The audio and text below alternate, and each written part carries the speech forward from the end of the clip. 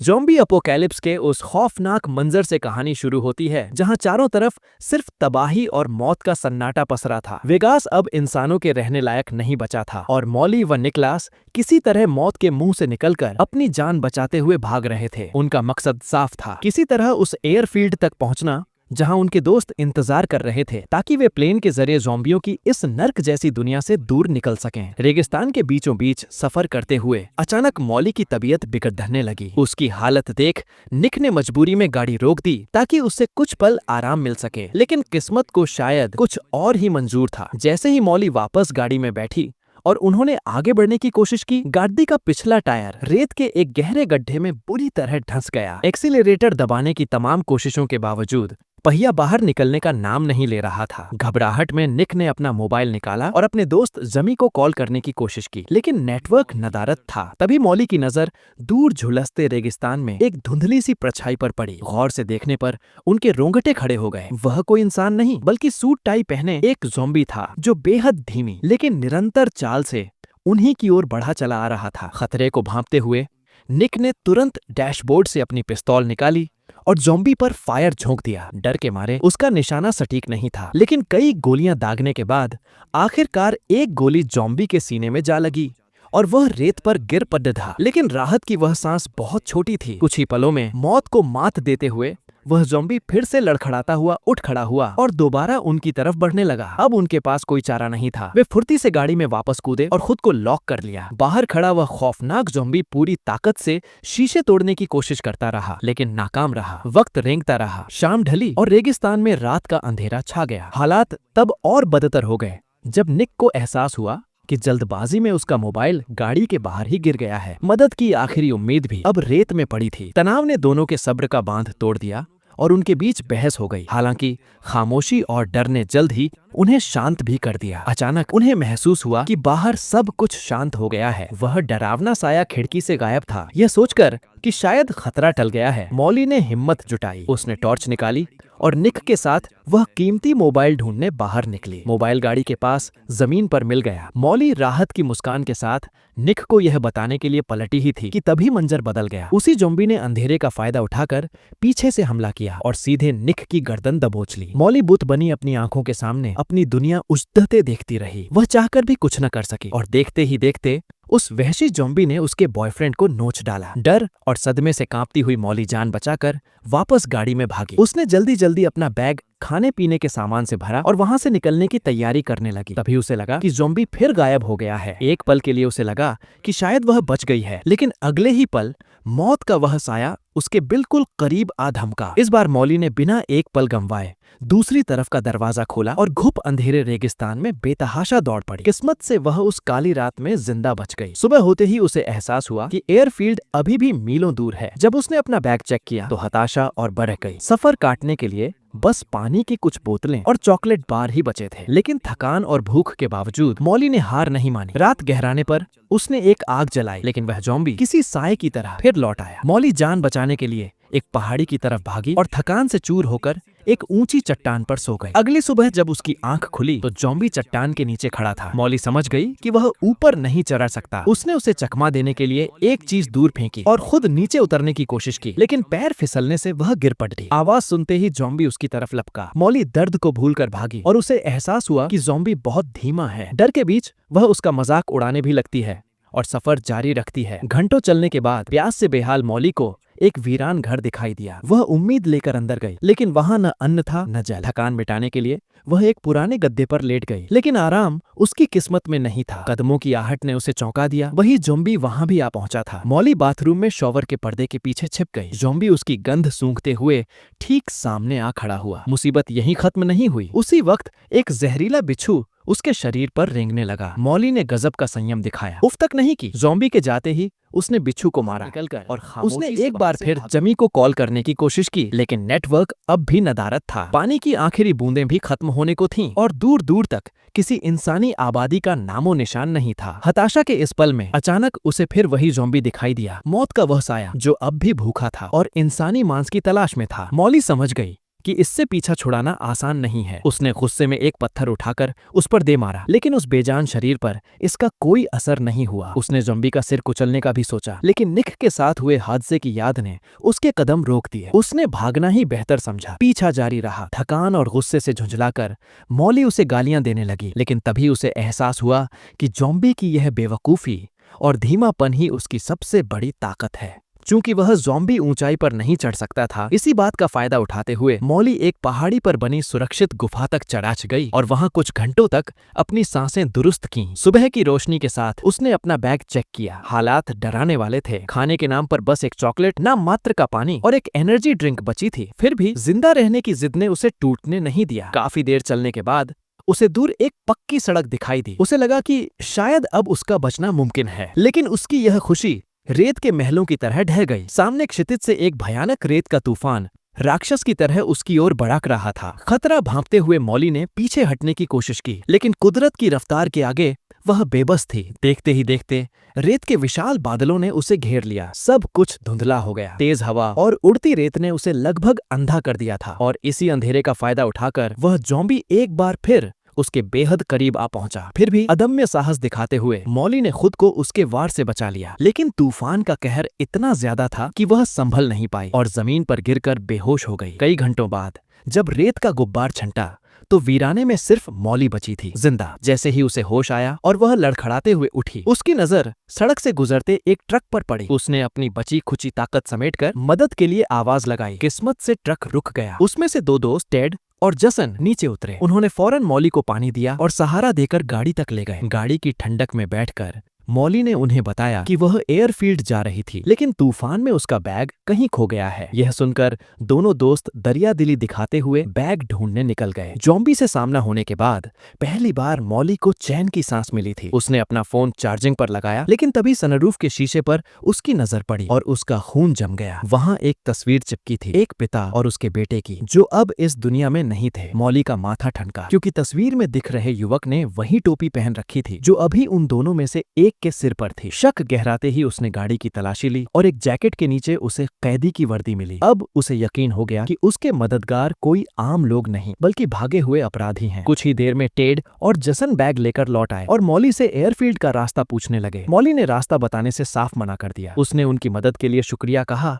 और अकेले आगे बढ़ने की बात कही, लेकिन तभी उन दोनों ने अपने चेहरे से शराफत का नकाब उतार फेंका। जसन ने झपट्टा मारकर मॉली के चेहरे पर कपड़ा बांध दिया और टेड ने उसे जबरदस्ती गाड़ी से बाहर खींच लिया। उसकी गर्दन पर चाकू रखते हुए उसने धमकी दी कि अगर एयरफील्ड का पता नहीं बताया तो उसका अंजाम भी वही होगा जो गाड़ी के असली मालिक और उसके बेटे का हुआ था। मौत को सामने देख मॉली टूट गई और उसने एयरफील्ड का पता बता दिया, लेकिन अपराधियों की हैवानियत अभी खत्म नहीं हुई थी। वे उसे घसीटते हुए गाड़ी के पीछे ले गए और उस पर हमला करने की कोशिश करने लगे। तभी इस बेहद खौफनाक और बेबस पल में मदद वहां से मिली जहां से उम्मीद करना नामुमकिन था। वही ज़ॉम्बी जो रेगिस्तान में परछाई की तरह मॉली का पीछा कर रहा था। रेत के नीचे से अचानक निकलकर ज़ॉम्बी ने हमला कर दिया। जसन जो टेड को मॉली पर हमला करते देख रहा था, ज़ॉम्बी को अपनी तरफ आते देख सन्न रह गया, लेकिन चेतावनी देने का वक्त ही नहीं मिला। पलक झपकते ही ज़ॉम्बी ने टेड की गर्दन में अपने दांत गड़ा दिए और उसे जमीन पर पटककर बेरहमी से उसका चेहरा नोचने लगा। यह खूनी मंजर देख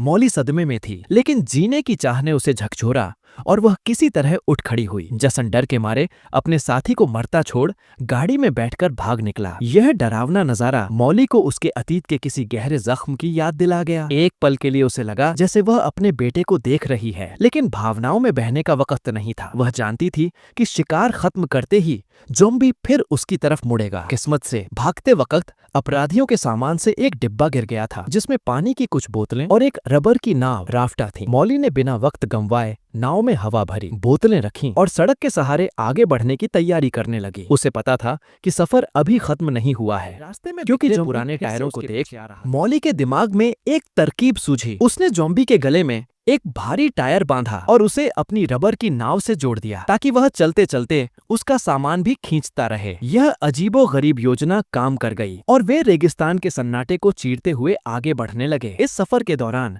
मॉली का दिल भर आया और उसने अपने दिल का गुब्बार निकालना शुरू किया। उसने अपने अतीत के पन्ने खोले और उस खामोश साथी को बताया कि सालों पहले उसने एक बेटे जेस को जन्म दिया था, लेकिन अपनी आजाद और बेपरवाह जिंदगी की चाहत में उसने चेस को अपनी बड़ी बहन एली के पास छोड़ दिया क्योंकि उसे डर था कि वह कभी एक अच्छी मां नहीं बन पाएगी। बातों बातों में वे एक विशाल चट्टान के पास पहुंचे। मॉली ने जॉम्बी को बांधने वाली रस्सी उस चट्टान से कस दी और उसे वहीं छोड़ने का कठोर फैसला किया। लेकिन जैसे ही वह मुड़ी, जॉम्बी पूरी ताकत से रस्सियां खींचते हुए उसके पीछे आने की कोशिश करने लगा। उसकी यह तड़प देख मॉली के मन में अपराध बोध जाग उठा। अपने जमीर से लड़ते हुए वह वापस लौटी और जॉम्बी के सामने खड़ी होकर एक शर्त रखी। अगर वह ठीक से बर्ताव करेगा तो वह उसे आजाद कर देगी। मॉली ने टायर खोला और उसे मुक्त कर दिया। जॉम्बी फौरन उसकी ओर लपका, लेकिन मॉली ने सख्त लहजे में उसे रुकने का आदेश दिया। हैरानी की बात थी कि उस बेजान शरीर ने उसकी बात मान ली। अब वह खूंखार जानवर पूरी तरह उसके काबू में था। इसके बाद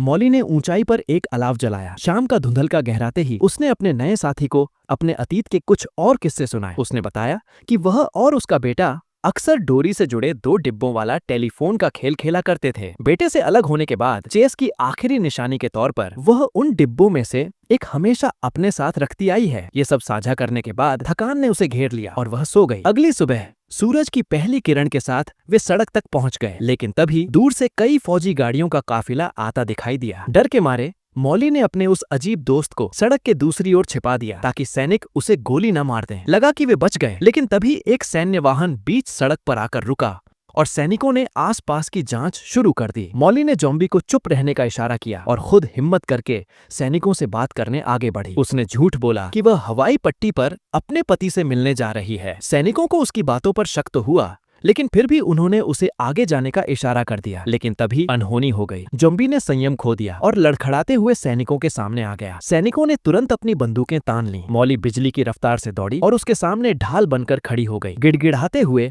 कि वे गोली न चलाएं। यह अजीब नजारा देख सैनिकों को यकीन हो गया कि यह जॉम्बी ही उसका बीमार पति है। मॉली ने किसी तरह बात संभाली और रास्ता साफ करने को कहा, लेकिन तभी एक सैनिक ने क्रूरता दिखाते हुए जॉम्बी के पैर में गोली मार दी। मॉली को इस बेरहमी से घिनाने लगी। वह तड़पते हुए जॉम्बी की मदद करने झुकी, लेकिन दर्द से पागल जॉम्बी ने गलती से मॉली की उंगली काट ली। सन्नाटा छा गया। मॉली तुरंत समझ गई कि यह मौत का फरमान है। वह भी जल्द ही जॉम्बी बन जाएगी। वह भागकर अपने बैग की तरफ गई, जख्म पर दवा डाली, लेकिन उसे एहसास हो गया कि संक्रमण उसकी नसों में फैल रहा है। अब सोचने का वक्त नहीं था। हताशा और जीने की चाह में मॉली ने अपना हाथ जमीन पर रखा और पास पड़े एक भारी पत्थर से अपनी ही संक्रमित उंगली पर जोर जोर से वार करना शुरू कर दिया। दर्द की इंतहा हो गई, लेकिन उसने तब तक नहीं रोका जब तक कि उंगली अलग नहीं हो गई। उसने खुद को जॉम्बी बनने से बचा लिया था। कांपते हाथों से उसने बैग से टेप निकाला और खून से सने हाथ पर पट्टी बांधी। वह उस जॉम्बी से नाराज थी, लेकिन उसे जमीन पर असहाय और घायल पड़ा देख उसका दिल पसीज गया। गोली लगने से वह चल नहीं सकता था। मजबूर होकर मॉली ने उसे अपनी नाव पर लिटाया और तपती सड़क पर घसीटते हुए आगे बढ़ने लगी। कुछ देर बाद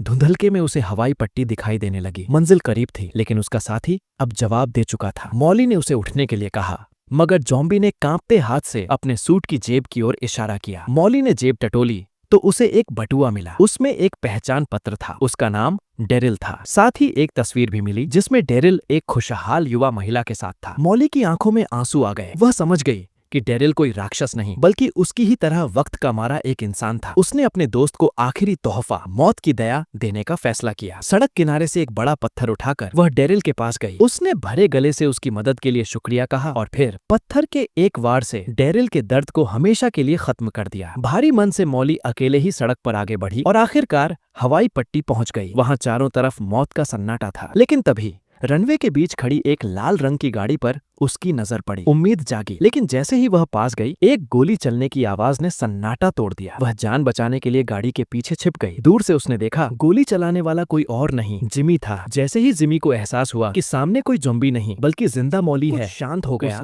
तो मॉली ने भारी मन से बताया कि इस सफर में उसका प्रेमी मारा जा चुका है। उधर जिमी ने भी अपना दर्द साझा किया। रास्ते में उसका भी सामना उन मुर्दा इंसानों से हुआ था। उसका एक साथी काट लिया गया था, लेकिन उसने यह बात छिपाए रखी। नतीजा वही हुआ जिसका डर था। वह संक्रमित हो गया और देखते ही देखते उसने बाकी साथियों को भी अपनी चपेट में ले लिया। जिमी किसी तरह जान बचाकर भागा और उसने उन सभी संक्रमित लोगों को हवाई पट्टी के एक पुराने गोदाम में बंद कर दिया। जिमी के साथ उसका मैकेनिक दोस्त रॉबी भी जिंदा था, जो शहर से भागने के लिए एक विमान ठीक करने में जुटा था। आखिरकार विमान उड़ान भरने के लिए तैयार हो गया। तीनों मेक्सिको जाने की तैयारी करने लगे, लेकिन ऐन वक्त पर मॉली के कदम रुक गए। एक माँ का दिल उसे गवाही नहीं दे रहा था। उसे अपनी बहन और बेटे की चिंता सताने लगी। वह हवाई पट्टी के दफ्तर में गई और अपनी बहन को फोन मिलाया, लेकिन हर बार कॉल वॉइस मेल पर जा रही थी। अनहोनी का डर उसे घेरने लगा। उसने हार नहीं मानी और बार बार नंबर मिलाया। आखिरकार दूसरी तरफ से एक डरी हुई आवाज आई। ये उसका बेटा चेस था। लड़के ने बताया कि उसकी मौसी और गोद ली हुई माँ